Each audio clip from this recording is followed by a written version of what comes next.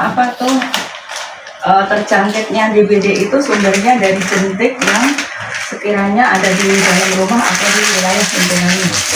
Nah, begitu kita kan diutuskan memang kita bukannya inisiatif, memang kita tugas juga dan untuk mengembangkan kader juga ya, kader itu bisa berkreatif atau bisa memeriksa keadaan lingkungannya. Untuk pemeriksaan itu kan termasuk di perilaku hidup bersih dan sehat di lingkungannya. Lagi pula kan di sini termasuk endemik itu ya. Karena dalam wilayah 1 RT itu lebih dari 5. Nah, itu termasuk endemik. Ya, endemik. Ya. Karena ada wilayah endemik, kita ditugaskan dari puskesmas, dari tim zoonosis untuk memeriksa lingkungannya. Jadi laporan itu adanya sumber jentik itu di mana, di dalam rumah atau di lingkungannya. Lalu tadi pengamatan ibu-ibu semua, kalau kita keliling, apa yang bisa menjadi kesimpulan dari ibu? Nah, kesimpulannya kan memang begini ya, sudah terbukti ada di tempat wilayah kosong itu, terbukti ada jentiknya. Satu, kira-kira paparkan aja.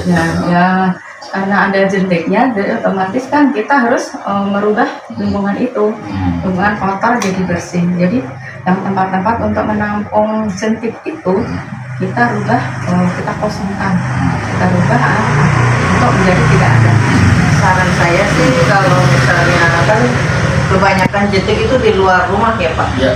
Jadi buat yang rumahnya dekat dengan lingkungan yang kosong atau kebun-kebun yang banyak barang bekas, baiknya diperhatikan juga. Jadi jangan hanya rumahnya saja yang dibersihkan, tolong perhatikan lingkungan luarnya juga.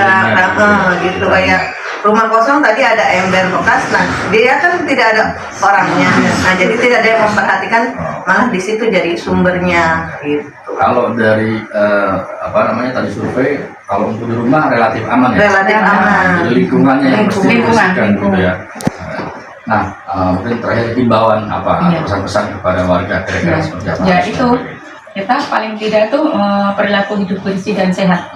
Jadi untuk membuang tempat-tempat penampungan air yang kira-kira menimbulkan jentik bersarang, atau barang-barang bekas Pak, barang bekas juga kan, itu belum barang bekas walaupun kering kan kadang-kadang tentang kesehatan air licin itu juga jentik bisa hidup di situ.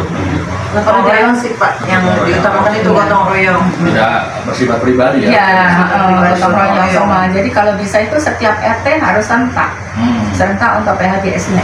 Ya. Nah ini juga tugas RT nih, untuk menghimbau warganya begitu RT. Kalau dalam 1 RT itu hanya dibersihkan 1 RT, nanti di RT lain itu kan kita bersih, umpamanya nyamuk sini hilang ya terbang ke RT lain, itu nanti jadi sumber juga. Nah, tadi lupa Bu, ini sedikit juga pengetahuan buat warga masyarakat yang mungkin paham tahu tapi begitu paham. Kondisi nyamuk jentik itu bagaimana sih tadi katakan tadi hanya jadi wadah untuk air yang mengenali tanah itu tidak seperti apa Bu? Kalau jentik demam berdarah itu emang bersarangnya tidak bersentuhan dengan tanah Pak. Itu wadah-wadah yang kira-kira tidak menyerap air gitu. Kalau di dalam tanah itu jentik dalam tanah itu bukan nyamuk demam berdarah, bukan. Jadi nyamuk kebun biasa. Sudah pastikan gitu ya? Udah pastikan, ya karena memang begitu. Jadi jentik demam berdarah nggak mau di tanah, nggak mau di hutan, maunya di tempat-tempat yang licin atau gitu. Dan air bersih ya? Iya, air bersih. Terus lagi pula nih kayak semenan gini bisa Pak? Bisa juga ya? Bisa. Got yang di semen nggak ada air, nggak ada tanahnya, itu bisa. Bisa juga. Artinya tidak tanah langsung. Tidak tanah langsung. Nah, Ibu, pengetahuan untuk nyamuk sendiri itu kalau di genangan air berapa lama sih dia tuh bermetaformasi? Metaformasi gitu ya Pak. Jadi dalam untuk nyamuk demam berdarah sendiri ya, itu dalam 1 minggu, dalam 1 minggu itu bisa menelurkan berjuta-juta telur. Ya. Terus sehingga itu hidupnya hanya 10 hari. 10 hari dari Ah. jentik itu Dari jentik. sampai dia jadi bisa terbang. 10 hari. Cepat. Tapi telurnya lebih banyak, Iya. Pak. Itu yang diberantas, makanya kita PSN itu yang diberantas telurnya. Telurnya. Mm-mm.